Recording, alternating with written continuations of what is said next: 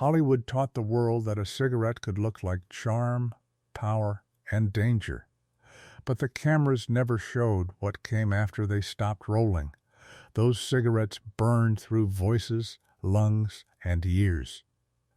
If you want the darkest truth behind old Hollywood fame, subscribe now, because this story only gets heavier with every name on this list, starting with the most controversial star of them all. Number 1, John Wayne. John Wayne didn't need dialogue to own a scene, a slow walk, a hard stare, and that unmistakable growl told audiences who was in charge. For decades, he played the toughest men in America. But that rugged image came from an era that treated cigarettes like part of a man's uniform. And Wayne wore it harder than almost anyone in Hollywood. By some reports, the Duke smoked more than 6 packs a day, a number that sounds impossible now. But cigarettes were everywhere on his sets, the dressing room, the car, even written into scenes. In 1964, he was diagnosed with lung cancer, and surgeons removed most of his left lung along with 2 ribs. He survived, and later urged Americans to get checked. He was never quite the same physically. In 1979, John Wayne died at 72 after a battle with stomach cancer. No telling should claim smoking caused everything, but a lifetime of heavy smoking and a missing lung paint a brutal picture. Hollywood sold Wayne as indestructible. Cigarettes proved even the toughest man on screen had very human lungs. Number 2, Clark Gable. Clark Gable was Hollywood's original king. The jaw, the mustache, the swagger that made Rhett Butler impossible to look away from. Off camera, that same confidence came wrapped in a permanent haze of cigarette smoke. Gable was a chain smoker for most of his adult life, rarely seen without a cigarette between scenes, at parties, even during interviews. Studios actually encouraged it. Smoking was part of his rugged brand. But decades of heavy smoking put enormous strain on his heart, quietly, without any dramatic warning sign. In 1960, shortly after finishing the grueling shoot of The Misfits, Gable suffered a serious heart attack. He seemed to be recovering, but days later a second, fatal heart attack took his life. He was only 59. Biographers have long pointed to his lifelong smoking as a major contributor to the coronary damage that killed him. The King of Hollywood wasn't untouchable either. Number 3, Humphrey Bogart. Humphrey Bogart built a career on cool detachment. The trench coat, the cigarette dangling from his lip, the world-weary voice that made every line sound like a threat. That cigarette wasn't just a prop. Bogart was a heavy, lifelong smoker, and by most accounts he drank just as hard. For years that combination defined his tough guy mystique. But in 1956, Bogart was diagnosed with esophageal cancer, a disease closely tied to decades of smoking and drinking together. He underwent surgery and grueling treatment, losing significant weight and strength, though he tried to keep working as long as he could. Humphrey Bogart died in January 1957 at just 57, less than a year after his diagnosis. His screen persona sold cigarettes as cool and effortless.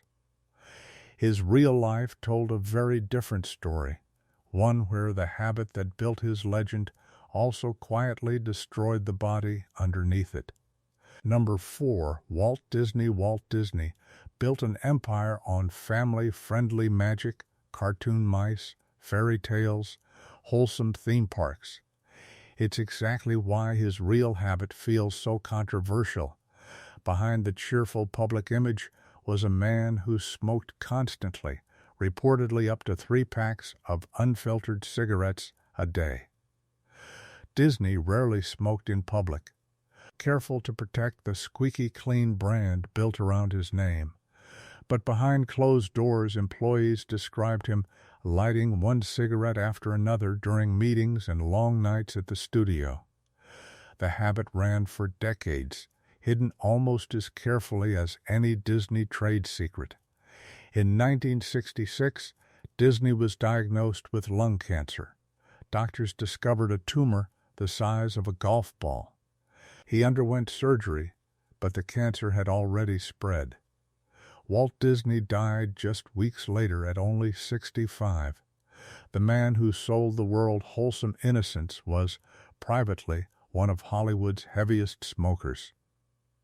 Number 5, Audrey Hepburn. Audrey Hepburn is remembered as Hollywood's purest symbol of grace, quiet charm, effortless elegance, a presence nobody could fake. Which is exactly why her habit feels so controversial. Behind that polished image was one of the heaviest smokers in old Hollywood. Hepburn started smoking around 15 or 16 to manage anxiety, and by the height of her fame, she was reportedly smoking up to 3 packs a day using a long cigarette holder and brands like Goldflake and Kent.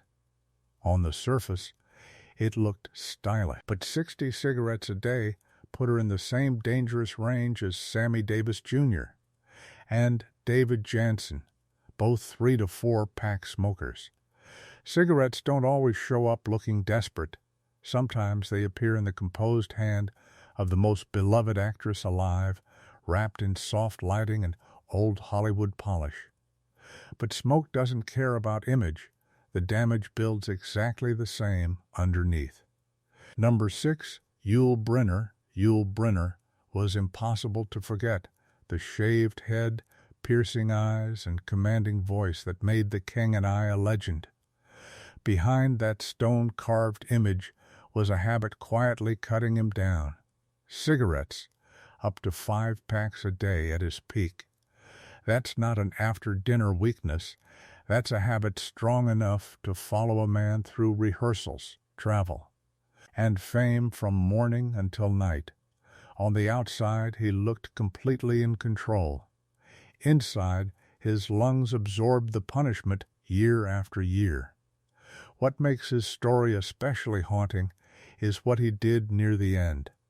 After being diagnosed with lung cancer, Brynner recorded an anti-smoking message meant to air after his death. He died in 1985 at 65.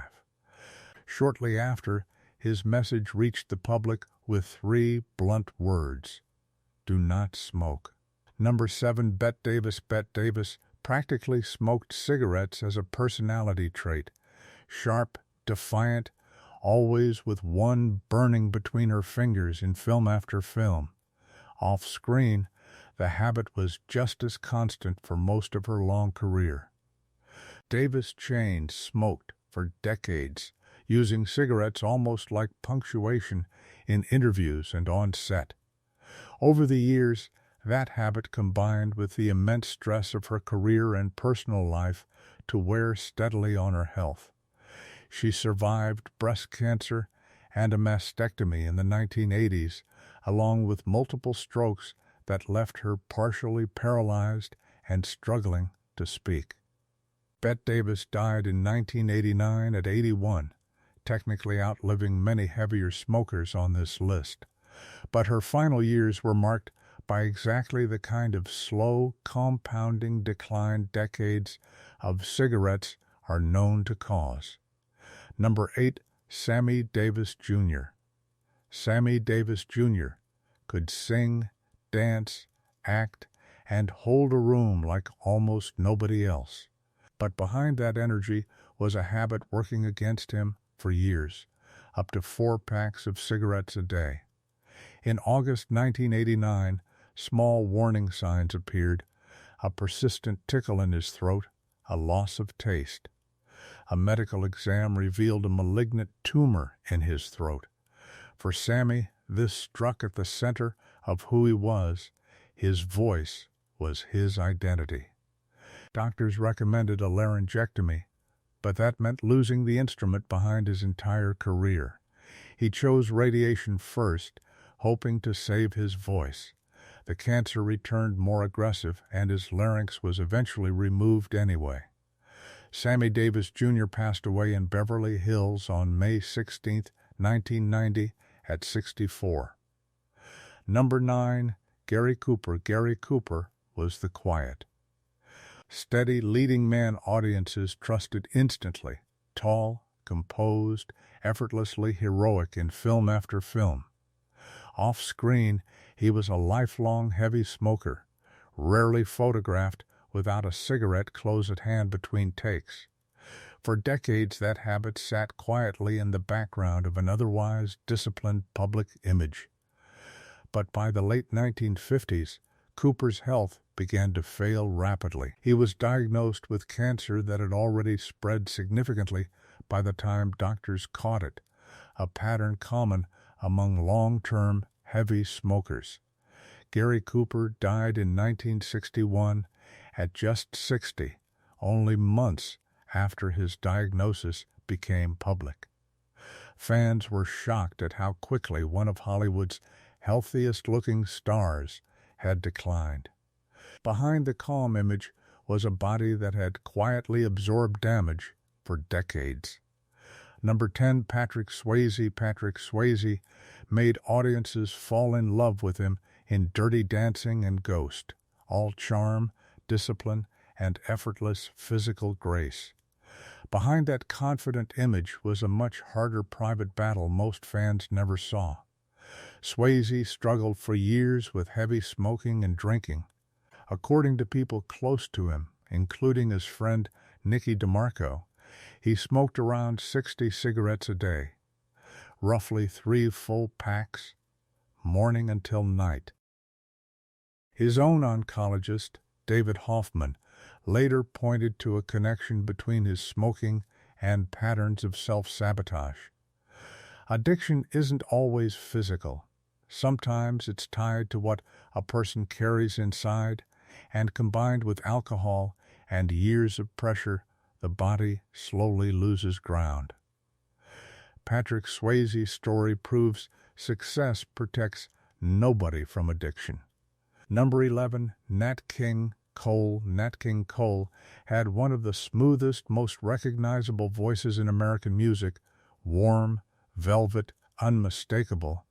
That same voice, ironically, was constantly bathed in cigarette smoke throughout his career.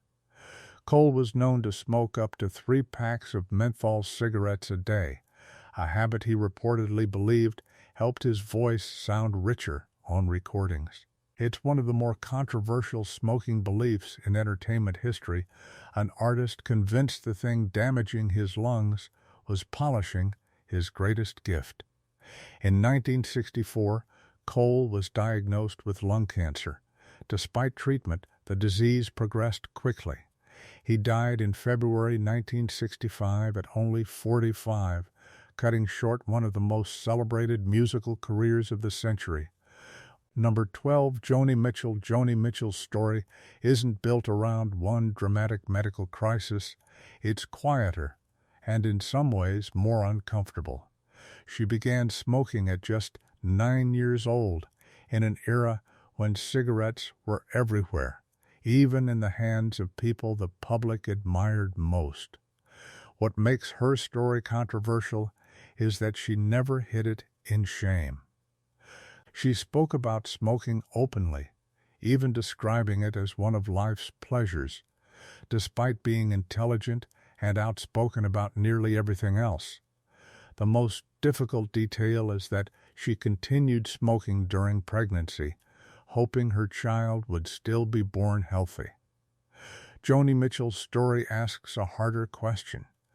How many people know exactly what cigarettes can do, and still reach for another one anyway? Number 13, Desi Arnaz. Desi Arnaz, the man America loved as Ricky Ricardo, made the world laugh weekly. Behind that bright television image was one habit he never left behind, near constant smoking, cigarettes and cigars always close by on the set of I Love Lucy. By his 60s, years of accumulated damage had quietly built. In 1986, he was diagnosed with lung cancer. Lucille Ball, though divorced from him for decades, stayed remarkably close during his illness, spending time with him rewatching old episodes in the hospital. On November 30th, 1986, what would have been their 46th wedding anniversary, the two spoke on the phone one last time. 2 days later, Desi Arnaz passed away at 69. Number 14, Robert Mitchum. Robert Mitchum built a career on effortless, cool, heavy-lidded eyes, a low growl of a voice, and a screen presence that never seemed to try too hard. Off-screen, he was famous for chain-smoking constantly, on set and off, for most of his adult life. For decades, colleagues described Mitchum as almost never without a cigarette, treating it as part of his relaxed, unbothered persona. But that same relaxed image masked decades of steady damage building inside his lungs. By the mid-1990s, Mitchum's health had declined sharply. He was diagnosed with lung cancer and emphysema, conditions doctors directly linked to his decades-long smoking habit. Robert Mitchum died in 1997 at 79. Number 15, Barbara Stanwyck. Barbara Stanwyck had a steel backbone and a face that had already learned every hard lesson before the script started. Off-screen, one habit stayed with her most of her life: cigarettes, starting at just 9 years old. Smoking never looked like rebellion on Stanwyck. It fit her hard-working, no-nonsense image too well. But lungs don't admire toughness. During filming of The Thorn Birds, she inhaled smoke during a fire scene, and serious bronchial problems followed almost immediately. Barbara Stanwyck lived to 82, which might sound like she beat the odds. She died from congestive heart failure complicated by emphysema, proof that living long doesn't mean a body gets away clean. Number 16, Julie London. Julie London had a voice that could quiet a room without raising itself. Smooth, smoky, intimate. Behind that elegance was a habit slowly working against the very gift that made her famous. She began smoking at 16, and by her peak, she was smoking more than 3 packs a day. By 1995, her body sent a serious warning, a stroke from which she never fully recovered. In 1999, she was diagnosed with lung cancer, and her weakened condition left little room for aggressive treatment. On October 17, 2000, she was rushed to the hospital after struggling to breathe. She passed away the next day at 74. Smoking didn't just damage her health, it stole her career too. Number 17, Rod Serling. Rod Serling was the sharp, restless voice behind The Twilight Zone. Behind that brilliant mind was a habit that stayed loyal to him for years: cigarettes, several packs a day by most reports. For a writer under constant pressure, the cigarette looked like a companion rather than a vice. But smoking never needs a dramatic entrance. It works quietly, applying pressure to the heart and lungs year after year. In 1975, he suffered serious heart trouble. After multiple heart attacks and open heart surgery, his body couldn't recover, and he died at just 50. His real ending was painfully ordinary, built on a daily habit that looked normal until it wasn't. Number 18, Jack Webb. Jack Webb struggled with severe asthma from a young age. The kind of condition that should have made cigarettes the last thing he touched. He went the opposite direction, becoming a heavy smoker despite his fragile lungs, reportedly up to 3 packs a day. Smoking was woven into his routine alongside chili dogs, late-night card games, and drinking, yet Webb still showed up sharp for work by 7 a.m. On the surface, that looked like discipline. Underneath, his asthma only grew worse under the strain. By the late 1960s, Webb looked far older than his age, his appearance reflecting years of internal wear. Number 19, David Janssen. David Janssen was known for an intense screen presence, the kind of actor who could make silence feel heavy. Away from the camera, his life was shaped by heavy drinking and relentless chain smoking, up to 4 packs of cigarettes a day. The combination worked quietly at first. No dramatic collapse, just years of damage building while he kept working and looking like he could handle anything. At just 48, his life ended suddenly from a heart attack. A post-mortem revealed extensive lung and mouth damage from smoking, along with liver damage from alcohol, and blockages in 3 major arteries. Number 20, Marty Feldman. Marty Feldman was one of those performers nobody forgot once they saw him. His face, timing, and strange comic energy made him stand out.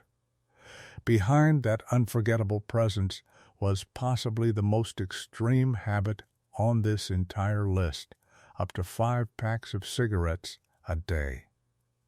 That's essentially a full-time job with smoke breaks that never end.